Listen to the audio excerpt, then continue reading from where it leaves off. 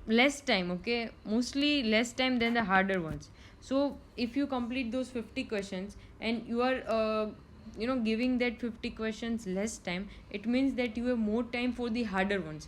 Okay, so when the question is easy, go fast. Okay, when you are understanding, just don't try to see again and again, because it's like a habit that we think that, oh, this question is so easy, I think I've read it wrong, or so many negative thoughts. So it's not like, if it's not that, there are easy questions also. They don't ask you very hard questions all the time. So trust and be. Okay, so yeah. Okay, so this way you can manage your time and try to review your questions. Okay, and skip those questions which you are not aware of it. Okay, try not to rule out in this type of questions, because the questions you don't know, you don't know. Okay, because there are some topics we are not able to cover. Okay, most of the times what happens is they are asking some new topics. Okay, some new topics, some advanced strategies or treatment or diagnosis. So that type of questions we won't be able to answer. So there's no regret about that, because this will be faced by so many students. Okay, it's like very few students who can answer it. So don't waste your time in answering those questions that you are not, you have no idea about that. So skip that and try to go further, and if you have time, then come again to that question and try to solve if you can. Okay, if the time is there. And remember that when the time will be over, the screen will, like a zoom, it will be blanked out. Okay, you won't be able to get a second also to review your answers. So keep this in mind. Okay, you should see the time and solve the MCQs. Don't waste much time on the questions you don't know. I'm saying this uh, again and again, because many times we do this. We read the question, we are confused, we again read the question, again we read the question 2 to 3 times. We just keep on reading the question, and we know that we don't know the answer, we don't know this topic. Then also we just, it's like a greediness that comes. But yeah, it's that. So please follow this strategy. I hope this may help you in your exam. At least this by seeing this video, you just got some idea that what to expect in the exam hall and how to manage your time. Okay, this is very important. Okay, you just left one topic. Okay, doesn't matter, but if you don't know this information, then you are at a loss. Okay, which is equal to losing 100 topics. Okay, so whenever you are attending any kind of exam, you should know where your exam hall is, what will be the approach. Okay, how the people, how to what are the rules you need to follow there. Okay, how you will be treated, what they will ask, okay, from you. And reach your exam hall at time. Okay, this is also important. I recommend you to see your exam hall before the day of the exam, so you will be acquainted with the place. Okay, so it will, won't make you panic and anxious. So yeah, thank you. That's all for this video. If you like it, do subscribe.